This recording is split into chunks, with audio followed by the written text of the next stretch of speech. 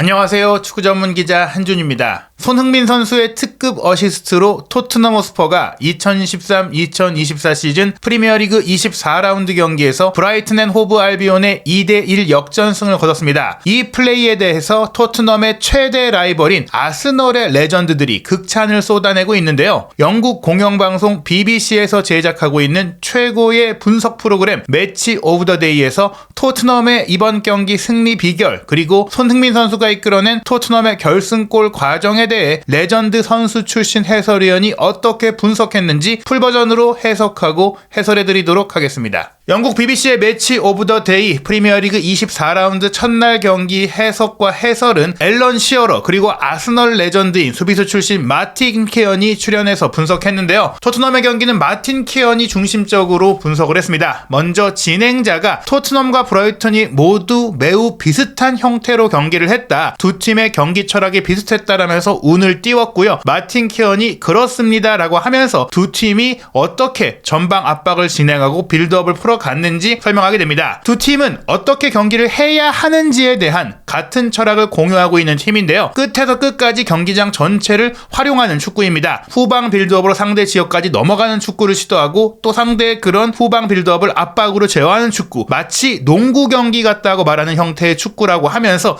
이것이 바로 현대 축구의 경향이라고 설명을 합니다. 그러면서 브라이튼이 어떻게 압박을 통해서 토트넘의 빌드업을 괴롭혔는지 보여주는데요. 컬처 클래시, 문화 대결이다, 양팀의 철학 대결이다라고 소개를 하면서 우선 토트넘이 후방에서 빌드업을 하면서 경기를 설계하는 철학을 갖고 있는데 그 철학이 이번 브라이튼과의 경기에는 꽤 많이 고전했다라고 소개를 합니다. 흥미로운 것이 토트넘의 후방 빌드업, 상대 진영까지 브라이튼의 수비수인 반 헤케 선수가 올라와서 압박하는 모습이 있죠. 브라이튼이 3백 수비 라인을 가동하면서도 3백 중에 한 명을 전방 지역까지 끌어올려서 전방의 압박 선수로 배치했는데 이 장면은 후방에서 공을 잡고 전개하는 벤탄쿠르와 메디슨을 강하게 압박하는 반 헤케의 추가적인 움직임을 보여주고 있고, 측면 공격수로 뛴 부오나 노테가 오른쪽으로 이동하면서 사이드로 크게 전환했던 토트넘의 반더벤 선수를 또 압박하는 장면으로 공의 이동 흐름에 따라 빠르게 강하게 많은 숫자가 압박하는 상황들을 보여줍니다. 이 압박을 풀어내면서 결국엔 토트넘이 전진을 했지만 우도기 선수가 반더벤의 패스를 받은 이후 전진하려고 할 때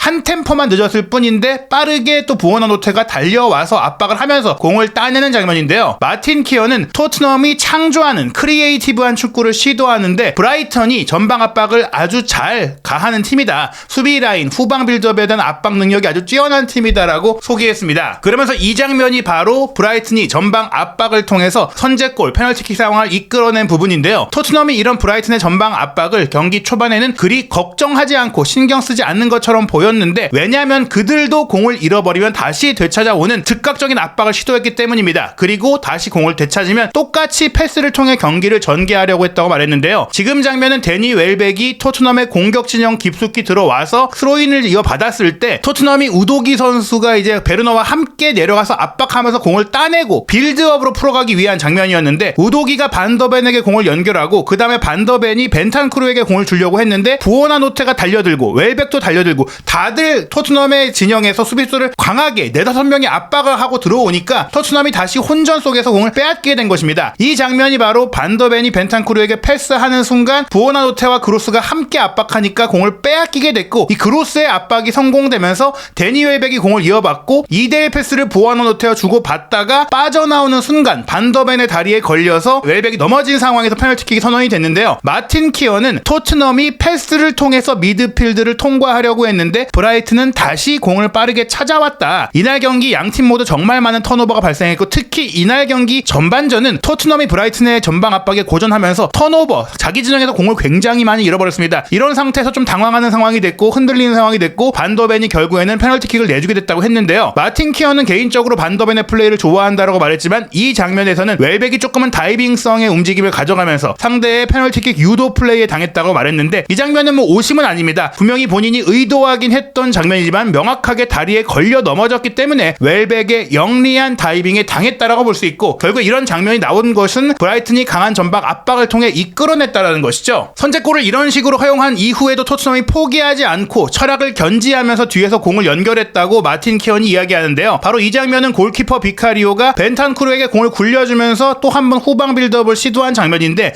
벤탄쿠르를 향해 데니 웰백이 정말 강하게 압박해 들어오면서 이 공을 따내게 됐고요. 그로스가 달려들어서 또 공을 확보하게 되는데, 토트넘 역시 빠르게 대응했습니다. 브라이튼의 압박에 공을 빼앗긴 이후 그들 역시 공을 다시 되찾았는데, 그 되찾은 공을 다시 브라이튼이 압박해서 치고 받으면서 서로 계속 턴오버를 발생하는 그런 상황이 됐습니다. 브라이튼 같은 경우에 특히 토트넘이 어디로 공을 보내든지 전면 압박으로 대응했다고 하면서 굉장히 많은 활동력과 투쟁심을 보여주면서 또 체력적인 준비를 보여주면서 사이드로 벌리든 반대 전환을 하든 전진 패스를 하든 다 잘라냈다. 근데 또 재밌는 것은 토트넘이 이런 브라이튼의 전방 압박을 롱패스로 풀지 않고 계속해서 패스 플레이로 창조하면서 풀어내려고 했다. 그리고 본인들이 빼앗기면 그걸 또 다시 빼앗으려고 달려들었다. 결국엔 시소 게임처럼 이루어졌다는 얘기인데, 이 장면 같은 경우엔 결국에는 브라이튼이 전방 압박에 성공한 이후에 웰백의 패스를 랄라나가 이어받은 이후 바깥쪽으로 뛰어들어가던 미토마에게 마지막 패스까지 가져갔고, 미토마의 슈팅을 비카리오가 선방하면서 간신히 토트넘이 추가 실점의 위기를 넘긴 장면이었는데요. 마틴 키어는 토트넘이 이날 정말 많은 턴오버를 범하면서 이 장면처럼 비카리오가 좋은 선방을 하지 못했다면 더 많이 실점할 수 있는 위기가 있었다라고 설명했습니다. 그런데 이렇게 전방 압박에 당한 것이 토트넘만이 아니었다라고 마틴 키언이 설명하는데요. 이번에는 브라이튼이 공을 잡고 공격을 전개할 때 그들이 전방 압박으로 토트넘의 후방 빌드업을 괴롭히면서도 그들 역시 후방 빌드업으로 뒤에서 패스를 통해 풀어가려고 했어요. 롱볼 때려놓고 웰백에게 뛰어가라 이런 식으로 축구한 게 아니라 역습하는 자세를 취하면서도 공을 운반시킬 때는 패스를 통해서 잘게 썰어갔다는 얘기입니다. 그 상황에 대해서 토트넘 역시 지금 보시면 클루세프스키가 에스투피냐를 압박하죠. 다시 중앙적으로 공을 돌리자 사르가 압박하죠. 그리고 클루세프스키와 사르 뒤쪽으로 공이 통과될 수 있는 위치에는 로메로가 센터백인데 공격 진영까지 달려들어와서 압박을 하게 되고, 결국에는 클루세프스키와 사르를 통과한 패스가 전진될 때 로메로가 달려들어서 차단함과 동시에 공격 진영의 자리를 잡고 있던 히샬리송에게 차단하며 패스하기, 빠른 타이밍으로 공을 전개시킨 겁니다. 브라이턴도 빌드업을 풀어가려 했지만 토트넘이 전방 압박으로 공을 되찾아오면서 장면이 이어졌는데, 히샬리송이 이 공을 받자마자 배후 공간으로 침투한 클루세프스키에게 스루 패스를 내줬고, 클루세프스키가 문전에 진입해서 슈팅까지 가져갔지만 골키퍼의 선방에 막혔는데요. 마틴 키어는 토트넘도 브라이튼의 플레이에 거의 똑같이 응수했다. 그리고 경기 내내 양팀이 이런 장면을 서로 주고받았다고 하면서 이 장면 역시 브라이튼의 스틸 골키퍼가 환상적인 선방으로 막아냈다. 이 경기가 화끈하고 재미있어 보였던 것은 양팀 모두 단순한 축구가 아니라 후방에서 창의적인 축구를 시도했고, 그 창의적인 축구를 전방 압박으로 막으려고 했고, 즉 활동량과 속도감, 템포가 있는 축구를 했기 때문이다라고 이야기했는데요. 이러한 과정 속에 결국에는 왜 그렇다면 후방 빌드업이 중요한 거냐, 이런 전방 압박에 자꾸 공이 잘리면 롱볼로 풀어가거나 단순하게 좀 이제 킥앤러쉬로 가는 게 낫지 않겠느냐, 이렇게 얘기를 하는데, 결국에는 토트넘이 후반 추가 시간에 역전 결승골을 터뜨린 이 장면이 왜 후방 빌드업이 효과적이고 중요한지를 보여준다라면서 마틴 키언이 설명합니다. 이 장면은 골키퍼 비카리오가 왼쪽 센터백 반더벤에게 패스를 연결하고, 교체 투입돼서 들어온 왼쪽 풀백 벤 데이비스가 반더벤의 패스를 받은 이후 손흥민 선수와 히샬리송이 왼쪽 측면에서 공을 받기 위해 움직이는 그런 교차되는 상태에서 손흥민 선수가 공을 받는 척하면서 흘리고, 히샬리송이 내려와서 이 공을 받으면서 소유한 게 아니라 루이스 덩크가 본인을 압박해 들어오니까 원터치로 손흥민 선수에게 리턴을 내주면서 상대의 압박과 상대의 라인을 흔들어 놓는 정밀한 계획된 영리한 전술적인 플레이였거든요. 마틴 키어는 이 장면이 토트넘이 그토록 공을 후방에서 잃으면서도 그럼에도 불구하고 기본 계획을 고집하는 이유를 입증한 장면이자 축구의 아름다움을 보여준 장면이라고 했는데요. 말씀드린 대로 골키퍼, 센터백, 풀백으로 이어진 공이 윙어에게 가는 척하다가 스트라이커에게 이어지고, 스트라이커가 윙어에게 리턴 주고, 여기서 히샬리송이 다시 뛰어 올라가지만 손흥민 선수는 이미 히샬리송의 뒤쪽에 브라이튼 수비 2명이 있었기 때문에 글로 준 게 아니라 왼쪽 하프 스페이스에 올라와 있던 메디슨에게 패스하고요. 메디슨이 패스를 받자마자 히샬리송과 손흥민 선수가 함께 뛰어 들어가는데, 여기서 중요한 것이 둘이 함께 왼쪽 지역을 점유하면서 상대 수비수가 누구를 정확히 막아야 되는지를 혼란스럽게 만든 겁니다. 메디슨이 전진 패스를 준 것을 히샬리송이 받았는데, 히샬리송이 최전방 공격수이고 손흥민 선수가 윙어이지만 히샬리송이 공을 받고 운반하는 상황에서 바깥쪽으로 뛰어들어가는 손흥민 선수, 달려들어가고 있는 가속을 상대 수비수가 제대로 막을 수가 없습니다. 지금 보시면 브라이튼 수비수가 손흥민 선수를 따라가 버리면 히샬리송이 앞에 뻥 비는 프리 찬스가 되고, 그렇다고 이제 안 따라가면 패스 타이밍을 내줄 수밖에 없는 상황이다 보니까 오프사이드 트랩을 형성하게 되는데, 반대편에서는 또 브레넌 존슨이 남모르게 달려들어가고 있어요. 이 장면은 확실히 훈련에서 계획된 장면이다. 손흥민 선수가 히샬리송 뒤쪽으로 오버래핑에 들어가면서 오프사이드 트랩에 걸리지 않는 스루 스루 패스가 나왔는데 중요한 것은 손흥민 선수가 히샤이송이 공을 운반할 때 바깥쪽으로 움직여 들어갔던 그 위치 선정이 너무나 좋았기 때문에 히샤이송에게 옵션을 만들어줬다고 마이튼 키언이 얘기합니다. 즉 여기서 본인이 존재함으로 인해 슈팅도 할 수 있고 돌파도 할 수 있고 패스도 할 수 있는 상황이 됐다는 것이죠. 그리고 벤치에서 들어온 손흥민 선수를 보세요라고 하면서 분명히 체력이 충전된 상태에서 들어왔고 의욕이 있는 상태에서 들어왔기 때문에 속도감을 유지하면서 정말 긴 거리를 빠르게 뛰어들어가면서 기어코 공을 받았을 때도 상대가 앞에 자리하고 있었지만 그 상대를 제치고 들어가서 크로스 패스를 연결하게 되는데 정밀한 크로스였다고 했어요. 반대편의 존스를 향해서 크로스를 연결한 게 브라이턴 수비 3명이 있었기 때문에 충분히 잘릴 수도 있었지만 그들이 닿을 수 없도록 살짝 띄워 올리면서 스핀까지 먹여서 감겨 들어오니까 골키퍼와 센터백의 사이 공간에서 둘 다 건드릴 수 없는 치밀한 크로스 패스를 계산하고 연결한 것이다. 그냥 툭 차 올린 게 아닙니다. 이전의 경기에서 베르너 선수의 컷백이 많이 잘리고 베르너의 패스가 제대로 연결되더라도 슈팅까지 연결할 때는 과정에서 수비에게 막혔던 이유가 패스를 할 때 생각을 담아서 어떻게 상대가 막지 못하게 할까까지 고려해서 줘야지 그게 월드 클래스인데 손흥민 선수만이 이런 크로스를 보내줬던 것이죠. 96분에 나온 상황 존슨이 결국에는 마무리했는데 바로 이 얘기가 중요해요. 시간이 쫓기고 마지막 순간이 왔을 때는 빨리 그냥 때려놓고 직선적인 축구하고 단순한 축구를 하게 되는데 경기 마지막까지도 신념을 갖고 플레이한 결실을 맺었다라고 마틴 키언이 칭찬하면서 정말 대단한 승리다. 마지막에 극장골이 나온 것도 나온 것인데 본인들이 추구하던 철학을 유지한 채 경기 막판에 승리를 가져왔기 때문에 대단한 승리이며 눈이 즐거운 플레이, 보기가 너무 좋은 플레이였다라고 설명을 합니다. 결국에는 마침표를 찍는 과정에 손흥민 선수의 크로스가 결정적이었는데요. 결승골을 터뜨리고 수훈 선수 인터뷰를 가진 브레넌 존스는 BBC의 매치 오브 더 데이와 인터뷰에서 소니가 공을 크로스할 때 to lift it a bit이라는 표현을 했어요. 살짝 공을 들어 올리면서 줬기 때문에 본인이 공을 보고 정확하게 밀어넣을 수 있게 편안하게 밀어넣을 수 있게 각도를 만들어줬고 상대 수비를 벗겨줬다. 저는 건드리기만 하면 되는 걸 알고 있었기 때문에 소니의 크로스가 올 때 심장이 뛰는 것을 느낄 수 있었다. 즉 손흥민 선수가 너무나 좋게 밥상을 차려준 덕분에 내가 넣을 수 있었다라고 하면서 결국엔 우리가 훈련을 통해 만들어낸 플레이인데 윙어들이 백포스트로 들어가는 연습을 많이 했고 손흥민 선수의 얼리 크로스가 정말 중요했다라고 얘기했습니다. 이 장면에 대해서 아인지 포스테코글루 감독 역시 득점을 한 존슨이 아니라 크로스 패스를 연결한 손흥민 선수에 대해서 극찬을 했는데요. 손흥민 선수라는 월드 클래스 선수, 세계적인 선수가 브레넌 존슨에게 가장 어려운 공을 너무나도 쉽고 간단하게 만들어주었습니다라고 얘기를 합니다. Most difficult ball. 저 크로스 패스가 쉬워 보이지만 툭 튀어 올리면서 감아 올리면서 수비를 벗겨서 또 달려드는 공격수가 정확하게 건드릴 수 있도록 사실은 크로스의 강도와 각도와 스피드에 따라서 크로스를 딱 건드렸을 때 빗맞을 수도 있는 빗나갈 수도 있는 상황이 되는데 너무나 좋은 패스를 줬다. 브레넌에게 심플하게 셋업해줬다라고 했거든요. 그러면서 브레넌 존슨은 우리가 도와줬다. 우리가 그렇게 골을 넣을 수 있는 위치를 설정해줬다라고 말을 하면서 존슨의 득점은 팀의 계획이었고 이 크로스 자체는 손흥민 선수의 순수한 능력이었다라고 칭찬을 했는데요. 또 다른 아스널 레전드인 폴 머슨 역시 스카이 스포츠에서 생중계 해설을 하면서 손흥민 선수가 넓게 빠져 움직이면서 공간을 벌려줬고 적절한 타이밍에 적절하게 딱 맞는 패스를 보냈고 퍼스트 타임 패스를 파포스트로 보냈다라고 하면서 이 득점의 지분 상당수가 손흥민 선수에게 있다라고 칭찬을 했습니다. 이어서 매치 오브 더 데이의 분석을 조금 더 얘기해드리면 매치 오브 더 데이의 진행자가 이렇게 얘기를 해요. 토트넘과 브라이튼이 올 시즌 전방 압박을 가장 잘하고 있는 팀이다. 특히 토트넘은 전체 20개 팀 중에 무려 하이 턴오버 상대 골문 40m 근거리 지역에서 공을 탈취해 온 기록이 249회로 절대적인 1위입니다. 에버튼이 245회로 2위, 개겐 프레싱으로 유명한 클롭 감독의 리버풀이 235회로 3위, 그리고 데체르비 감독의 브라이튼이 228회로 4위인데 이 모든 팀들보다 토트넘의 기록이 좋잖아요. 어찌됐거나 하이 턴오버가 높은 상위 4개 팀 간의 대결에서 결국엔 토트넘이 웃었는데요. 기록을 보면 두 팀 모두 전방 압박이 정말 뛰어난 팀이고 방금 설명해주신 토트넘의 결승골 득점처럼 전방 압박을 풀어낼 수 있다면 또한 이점이 있다. 전방 압박도 중요한 무기이지만 그 압박을 풀어내는 빌드업의 정밀성이 현대 축구에서 매우 중요하고 또 이것이 철학의 중요성을 보여주는 것 아닌가요? 라고 얘기를 했는데요. 마틴 키언이 얘기합니다. 포스테코글루 감독이 토트넘에 와서 팀에 변화를 주고 있는데 이 과정에서 분명히 시행착오가 있을 수 있거든요. 이때 감독이 실수해도 괜찮다. 자신을 표현하라. Keep going. 계속 하라라고 말하는 것. 이런 분위기를 만드는 것이 아주 좋은 기감이 되고 있고 계속 시도하도록 하는 분위기, 무엇보다 경기 내내 경기가 끝날 때까지 어떤 상황이 돼도 시도하는 것이 대단하다고 했는데 포세콜로 감독도 이렇게 얘기했어요. 마지막까지 이렇게 포기하지 않고 결과를 내는 과정에 있어서는 우리는 스코어보드에서 스코어가 몇인지 그리고 경기 시간이 언제인지에 따라서 계획과 철학을 바꾸지 않는다. 경기의 어느 시점이든지 우리가 리드하고 있든지 끌려가고 있든지 항상 같은 자세로 경기를 하기 때문에 그걸 밀어붙였기 때문에 가능하다라고 말했는데 다만 이런 축구가 완성되기 위해선 시간이 걸리는데 손흥민 선수 같은 개인 능력이 출중한 월드 클래스 선수가 있기 때문에 우리가 비록 시행착오를 겪고 잘 경기가 안 풀릴 때도 결과를 끌어낼 수 있기 때문에 결과가 따라오고 있기 때문에 조금 더 편안한 마음으로 시도할 수 있다는 것, 결국에는 손흥민 선수가 토트넘의 개혁과 전술적 혁신에 얼마나 큰